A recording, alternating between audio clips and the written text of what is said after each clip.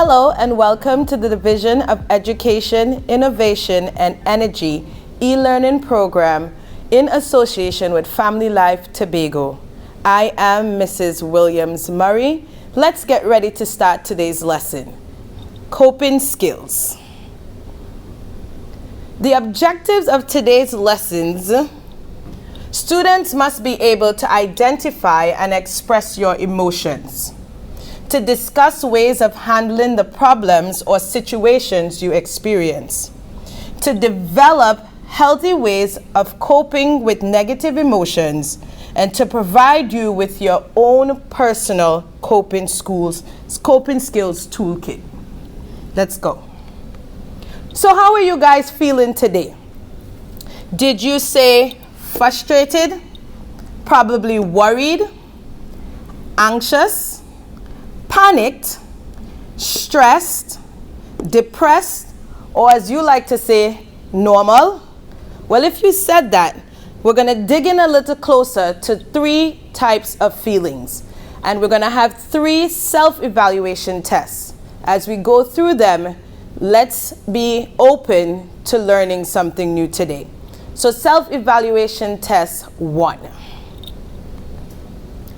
Are you experiencing irritability, fatigue, difficulty with concentration, nervous feelings, sleep disruption, muscular tension? If you said yes to any of these, there is a possibility that you may be experiencing anxiety. So let's look at the list again. Irritability, fatigue, difficulty with concentration, nervous feelings, sleep disruption, muscular tension. Chances are you may be experiencing anxiety. You may ask yourself, what is anxiety? Or what are feelings of anxiety? Let's pay close attention. A feeling of worry or nervousness about something we are uncertain about. So if you're feeling, remember we're talking about feelings today, students, and if you're worried or a sense of nervousness and you're uncertain about something, it can be a form of anxiety. Anxiety, it causes a person to be overly concerned or scared about the future. For example, exams are around the corner. Are you becoming panicked? Are you becoming frustrated? These can be signs of anxiety. What are some of the things that causes anxiety for you while you're at home, with friends, or even at school? Let's look at the checklist together. If you said preparing for tests and exams, definitely can make you anxious. Forming relationships, doing a presentation in front of the class like I am today, yes, you can definitely feel anxious. Participating in competitions or taking part in sports, these are some of the things that can make you feel anxious. Let's go a little closer into anxiousness. See, in anxious, every student feels a form of anxiety or anxiousness at some point in time during school.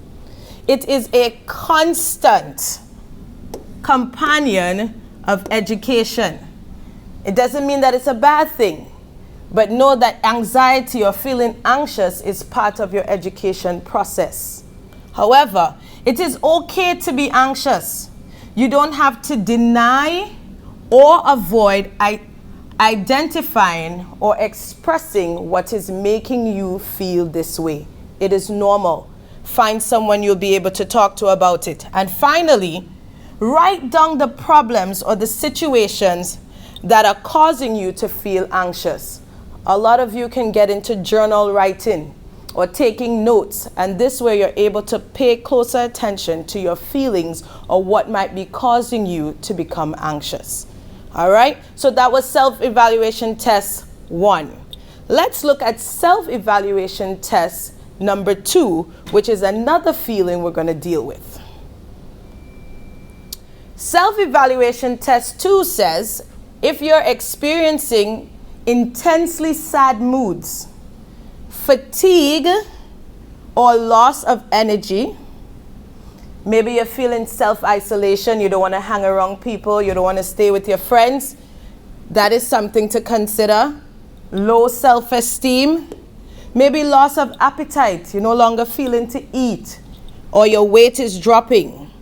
Inability to concentrate, or even suicidal thoughts or suicidal attempts. This can mean you are experiencing some form of depression. Or if you listed 5 of these different things on the list, you may be experiencing some form of depression. So let's look a little closer, students, at what depression is, or what the feelings of depression is today. I hope you're still with me. All right, let's go ahead. Feelings of depression.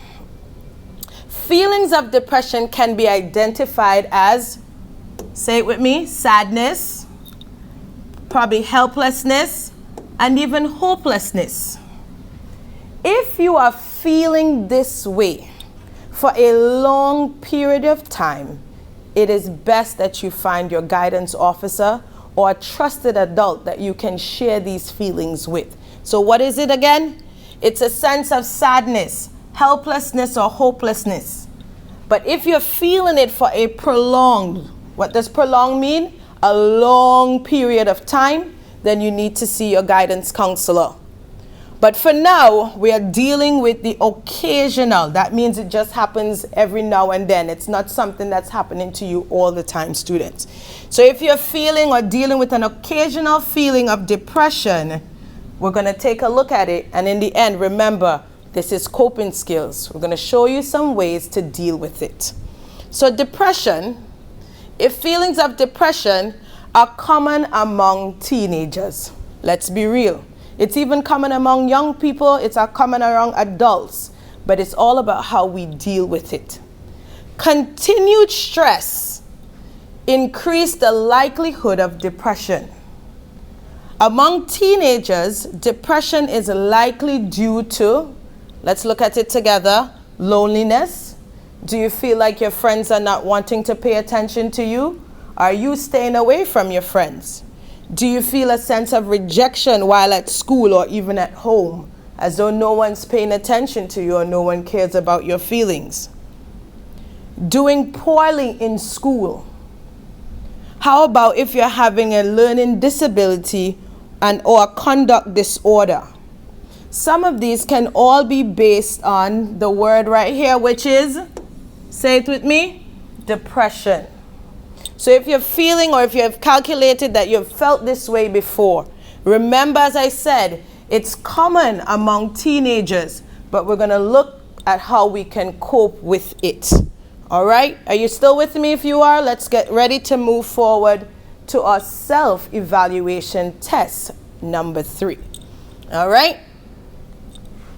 Self-evaluation test number 3, it's asking you, are you experiencing difficulty to think logically or clearly? Memory loss. Maybe you find yourself forgetting a lot of things. I know some students, they put something down and then you're asking them for it and they say, Miss, I don't know. I don't even know where I put my bag. I don't even know where I put my pen. So if you're experiencing some form of memory loss, maybe a lack of concentration, the teacher is talking in class and you're lost. You don't know what's going on. Maybe lack of concentration. What about mistakes? What about ongoing tension? What about impatience and touchiness? You know that song, Feelings? You know, they like to sing in your feelings? Right, so if you're feeling impatient or touchy and someone's irritating you, we need to take a closer look at that. Inferiority feelings. You feel like everybody's better than you, that you are nothing, you're little. If you're having these feelings, we need to pay attention. Absenteeism. Maybe you don't feel to come to school, or you're finding reasons to stay home. Sleeping difficulties. Maybe you're not sleeping through the night. Maybe your sleeping patterns have changed.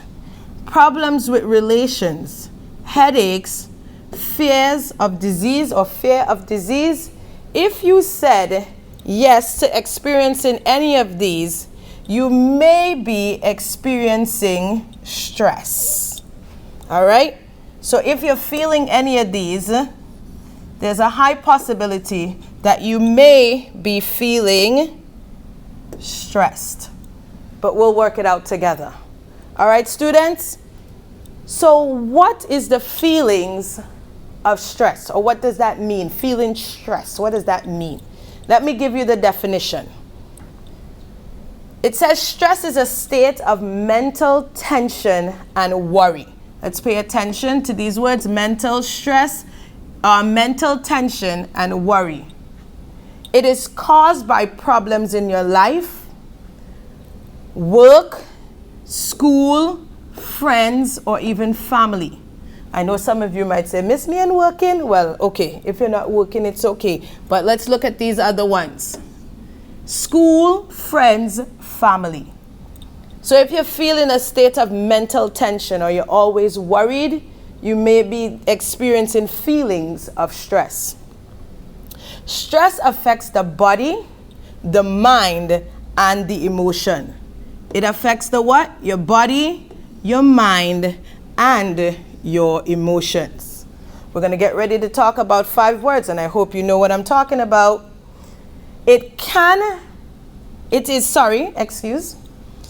is not to be taken lightly, for it can become painful and even fatal. So if you're feeling stressed or overwhelmed, again, we're going to discuss different coping skills. But more importantly, you need to be taking an internal evaluation of what is happening to you. So pay attention. Students, get a journal. It's okay to write things down. And then you'll be able to see a pattern of what is making you feel either stressed, anxious, or feelings of depression. All right, so we're ready to move on? Good. How to cope with feelings of anxiety, depression, and stress. Remember these 3 words: anxiety, depression, and stress. Are you asking yourself how to deal with that? It's common, remember, it's common among teenagers. So how then do you deal with it? Let's look at this. We must use the 5 dimensions of a person. Do you all remember what the 5 dimensions of a person are? I hope you do. And if you said, watch with me over here, physical, you said mental, social, emotional, and spiritual. You got it right. Those are the 5 dimensions of a person. Let's look closely at the physical dimension. In the physical dimension, remember in class we talked about it dealing with exercising or staying physically fit, your muscles, your flexibility, and different things like that. So let's see how the physical dimension can help you with coping with stress, anxiety, or feelings of depression. First off, you want to participate in physical exercise. So let's get involved in some form of sports. Maybe football, maybe basketball, maybe track and field, netball. There are different exercises that you can get involved in that will help you with your feelings. Do deep breathing. Do it with me. Big inhale and exhale through your mouth. These are techniques that can help you. Practice relaxation techniques. And finally, practice healthy eating habits. So that means less junk food and more vegetables. All right? Let's go forward to the mental dimension. So the mental dimension has to deal with the cognitive psychotherapy, which consists of practicing to govern your thoughts instead of allowing them to govern you. Wow, that sounded like a lot. Well, let's look at the picture here of the brain lifting weights. In essence, all of this simply means being able to exercise your mind to think healthy and positive thoughts. If you do that, it would surely help you with the things you may be experiencing. This is done by doing the following. Prevent adverse thoughts. Remember again, the mental deals with your thoughts, your thinking process. Stop yourself from thinking negatively. We all have to remember that we were fearfully and wonderfully made. So you should not be having negative thoughts about yourself. If you are, there are things you can do to improve that. Choose to focus on the positive topics and thoughts. So we're going to focus on positive topics and thoughts. Your mental, again, has to deal with what you think about. If you think positive, you have a positive outlook on life. Use constructive worry. Worry about things you have the ability to change, not the things you can't. And finally, reject irrational beliefs. So all of these will help you in the mental dimension. Which dimension you think we're moving forward to? So we're already done physical. We've already done mental. Let's look at the social dimension. The social dimension displays affection and appreciation to someone else instead of focusing on yourself. So the words here are affection and appreciation. Not for you, but for someone else. Sometimes it helps to focus on someone. Do good for someone else. It makes you feel better in the end. Leave time for interaction with other friends. What does the word interaction mean, you may ask? Hanging out, liming, getting to know someone. Leave time for friends. Help someone known to you or unknown. Now, we're probably winding down from COVID or not, but this is a good time to pay close attention to helping someone, maybe your neighbor, maybe someone down the street. Social dimension and helping someone else, showing appreciation for someone else would surely help you to feel better when you're not feeling good. How about the emotional dimension? Your emotions are feelings that come from your circumstances or relationships. They can help you to deal with difficulties. All right, so remember, your emotions has to do with your feelings, whether you're feeling happy, sad, excited, frustrated. These are what the emotional dimension deals with. So they can help you to get through difficult situations. When you use frequent words of encouragement and approval. When you choose to be in a good mood. It says you can choose to be in a good mood. You can avoid comparisons with others. So don't spend your time comparing yourself to the person next to you. Focus on what you can do to make you better. Finally, the spiritual dimension. The spiritual dimension is a clear, conscious, and serene mind. So the word is conscience and serene mind may be attained through faith and prayer and can help you win over stress. Do you have a regular time of prayer and worship? If you don't, it's something you can begin to practice. Let's make it practical. Which of these can you control? And I'm going to ask you to pay attention to the next 3 C words I'm going to share with you.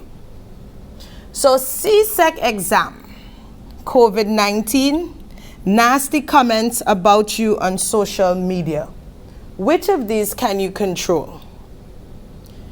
Basically, you can't control when, where, or how the examiner would administer the exam for CSEC. However, you can decide your level of preparedness. So how prepared will you be when exam time comes around? COVID-19. We can't control the pandemic or even the response to the pandemic. What you can control is your attitude and your actions. Based on what the Minister of Health has been saying, you have to ensure that your attitude and your actions line up with what is asked of us. Nasty comments about you on social media. You can't control that. You can't control what a person says about you. But what you can control is how you respond. All right? So these are things that you can't control, but at the same time, you have control over your response to it. Let's go forward. Let's take a look at things that you can either fix by making a change. If you're paying attention, the first C word was control, and the second C word is change. Not being able to attend school, not being able to participate in online classes, being late with your assignments. These are things you can do by making a change. For example, not being able to attend school, you can create a study timetable for yourself. All right? You can do it for yourself. It would only help you during this preparation time for your exams. Not being able to participate in online classes, well, guess what? You can make yourself available for the airing of the e-learning classes on TV. Those are definite resources you can use to help you prepare for your exams. You can also plan to manage your time to finish your assignments if you've been late to handing them in. So in order to make a change about late assignments, it will require you doing something with your time, using your time better to hand them in. All right? We're going to get ready to look at coping skills. All right? So stay focused. Remember, we covered 2 out of the 3 C words. So let's look at the third C, which is coping skills. We have already covered control and change. Now we're looking at coping. These are methods used to deal with stressful situations. Again, stressful situations. So it's a bunch of methods that you put together to deal with situations. They can help you take appropriate action for solving your problems. So once you can apply the correct coping skills, it can help you to solve certain problems. Coping skills can either be, pay attention here, negative or positive. Much like everything in life, there's a positive and there is a negative. So coping skills can either be negative or positive. Let's first take a look at the list of negative coping skills. Negative coping skills can provide short-term relief or distractions, but may worsen your situation over time. So you might do something that gives you a temporary relief, but it might not be the best thing for you. What are some of those things? Take, for example, alcohol or drug abuse, partying, thinking negatively or suicidal thoughts, acting out of anger. So somebody gets you vexed and you feel like you can lash out. That may give you a temporary relief, but it would not help you in the long run.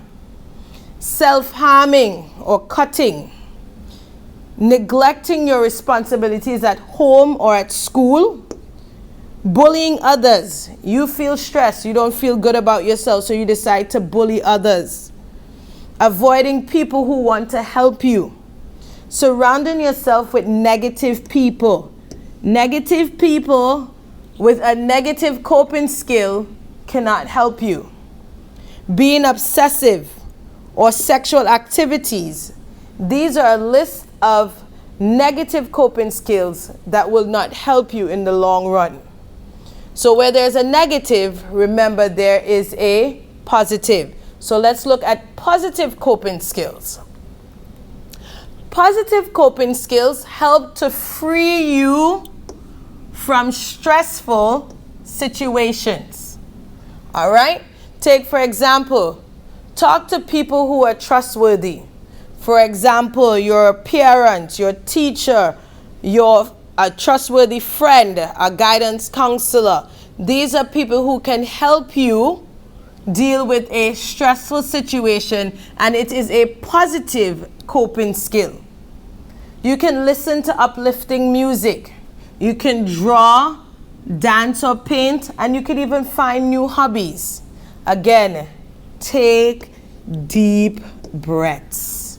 Inhale and exhale is a good way of dealing with or coping with your situations. You know, oftentimes we talk about count to 10.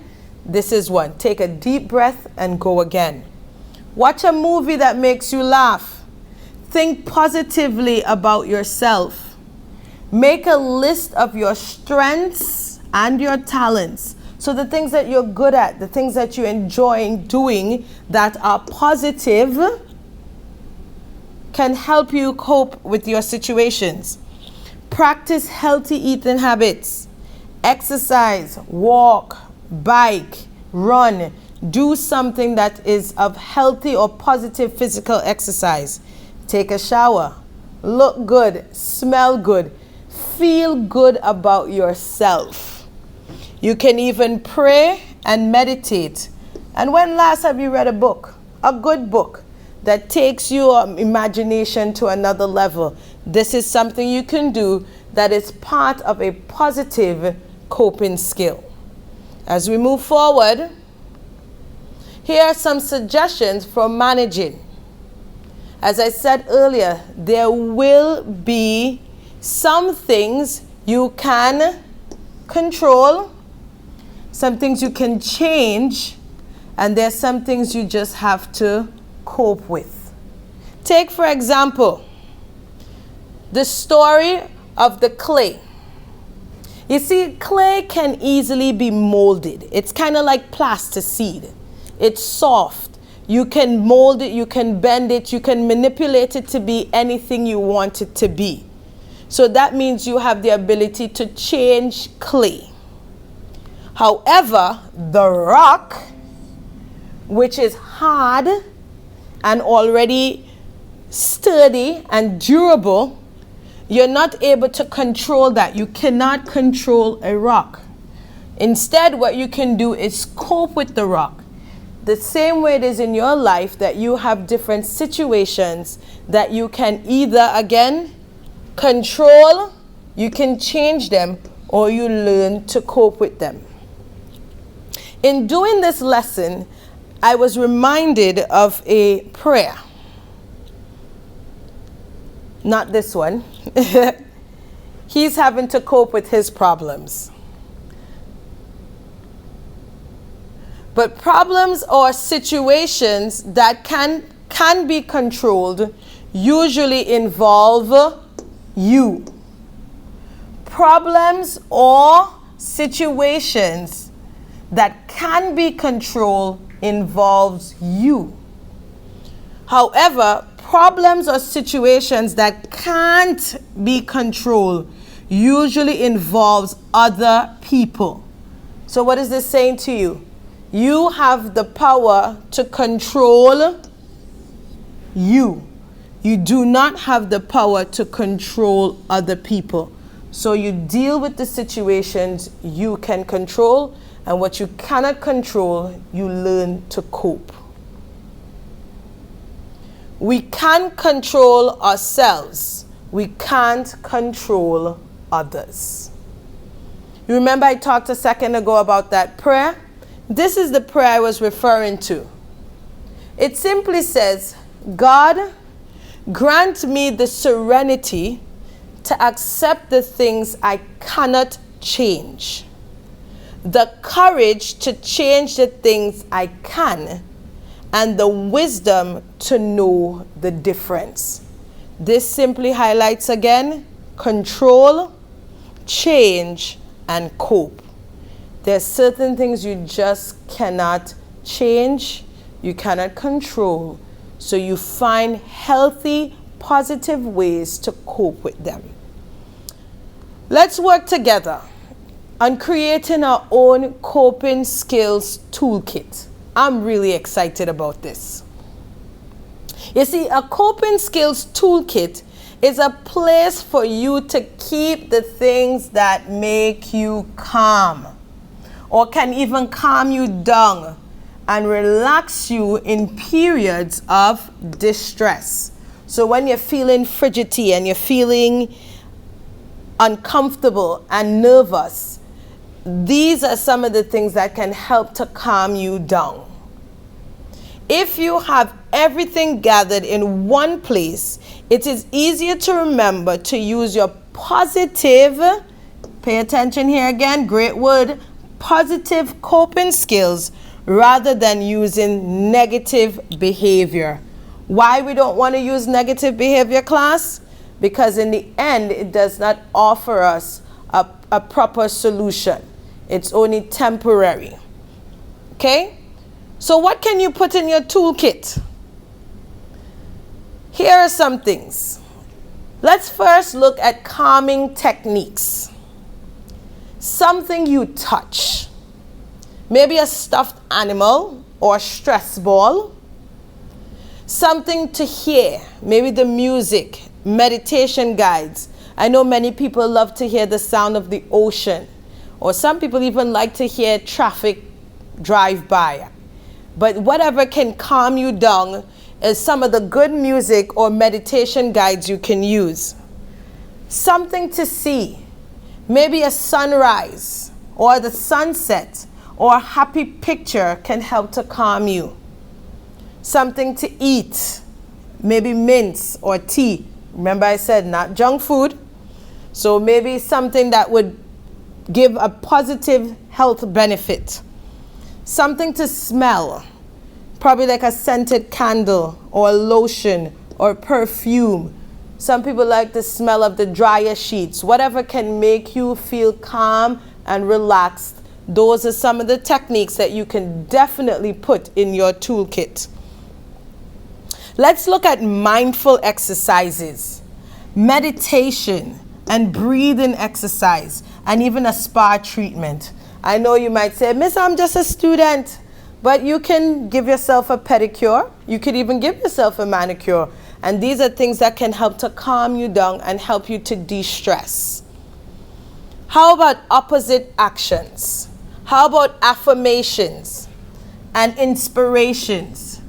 Writing, drawing, or reading motivational quotes.